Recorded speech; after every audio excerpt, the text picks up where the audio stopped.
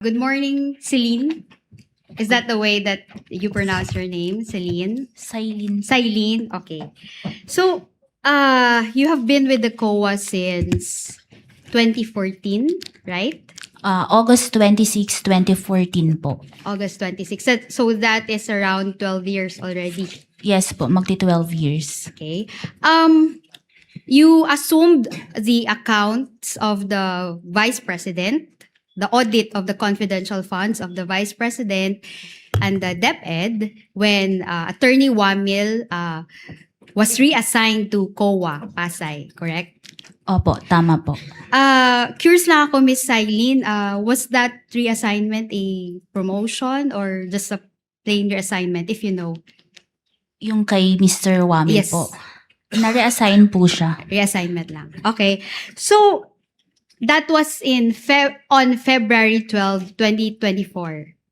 Opo, tama po. So, Mr. Wamil was the one who prepared the AOMs for the fourth quarter of 2024 for the OVP. Tama? Yung AOM po is for the fourth quarter of 2022. 2022 rather. Opo. Okay. And he also prepared the AOM for the first and second quarter of 2023. Ng OBP po. Okay. So, we will go back to that, no? So, when Mr. Wamil reassigned to you his account, was there any office memorandum that was issued by the COA Your Honor, reassigning please, you as the examiner? Of, the question is misleading, Your Honor. It is not Mr. Wamil who reassigned the account to her. She just occupied the position, Your Honor. The question was if there was an office memorandum assigning her to take over from Wamil, not Wamil himself. Witness may answer. Yung sa assignment po kasi namin, ang hawak No, namin. just please answer the question. Was there an office memorandum assigning you to handle the accounts of the OVP and the DepEd, particularly the confidential audit of these two offices? Meron po kaming order na ako po ang assigned na maghawak ng national government agencies po. Particularly the office of the Vice President and the DepEd. Meron ho kayo nun? Asked and answered, Your Honor. Hindi. My question was specific. No, I'm referring to the DepEd and the OVP. Witness may answer. These are national agencies, Your Honor, please, can the council allow me to continue my Asked question? and answered, Your Honor. Witness may answer, counsels.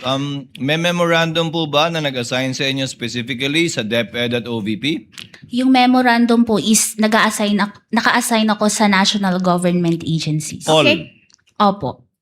Okay, I accept that answer, Your Honor.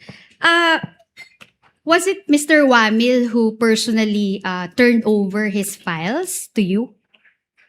Iniwan po niya yung files niya sa office po nung malipat po siya sa COA Pasay. Sa kaninong office? Sa iyo or kaninong office ba? Sa custodian po namin sa COA ICFAO. Okay. So, meron ho ba siyang iniwan na endorsement sa inyo? Na ito lahat yung mga files na iniwan ko for this particular account. Meron ho ba? For the OVP, mayroon ho bang siyang iniwan na endorsement? Yung mismong mga files po, iniwan po niya sa custodian namin.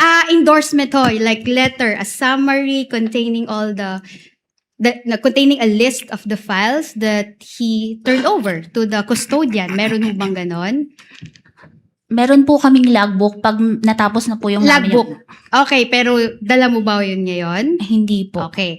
So how about dun sa DepEd? May iniwan ho ba siyang transmittal doon sa custodian na ito lahat yung mga iniwan kong files with regard to the audit of the DepEd confidential funds? Meron ho ba?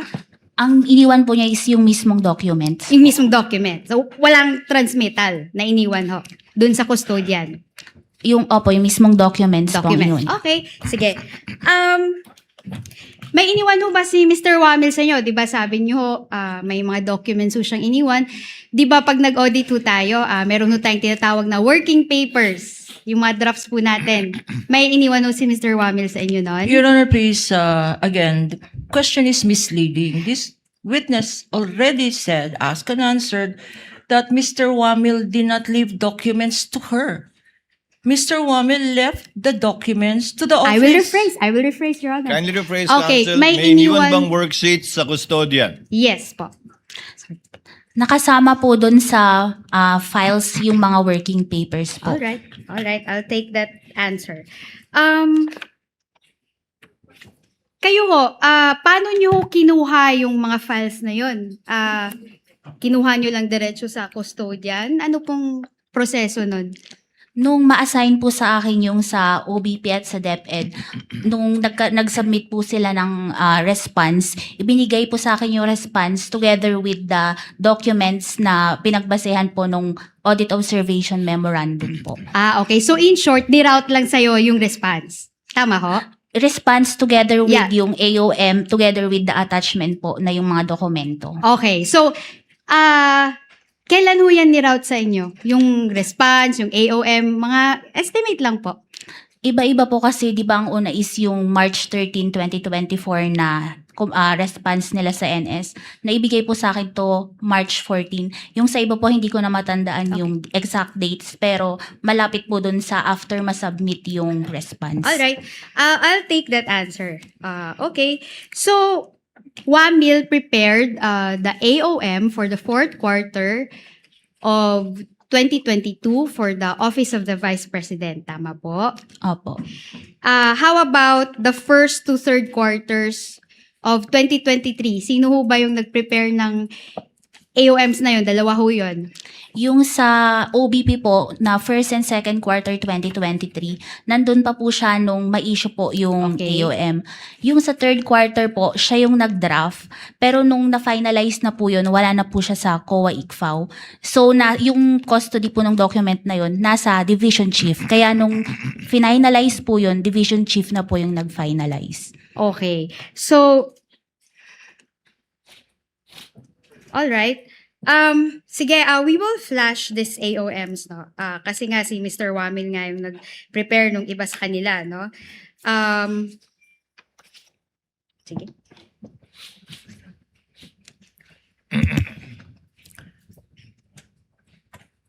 May we know from counsel which AOM she will be flashing? Is it the defendant's document or the prosecution's document? Hello. Because the defendant's documents were not identified nor presented to this witness, Your Honor.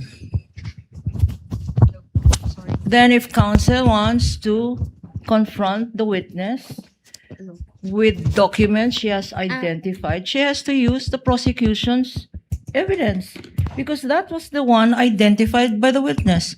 If she now intends to present the defense documents, they are not documents that have been identified nor authenticated by this witness during her testimony. We will She can confront have the- a continuing objection. Excuse me, counsel. We will have a continuing objection to their presenting their documents which have not been identified by the witness. They are AOMs.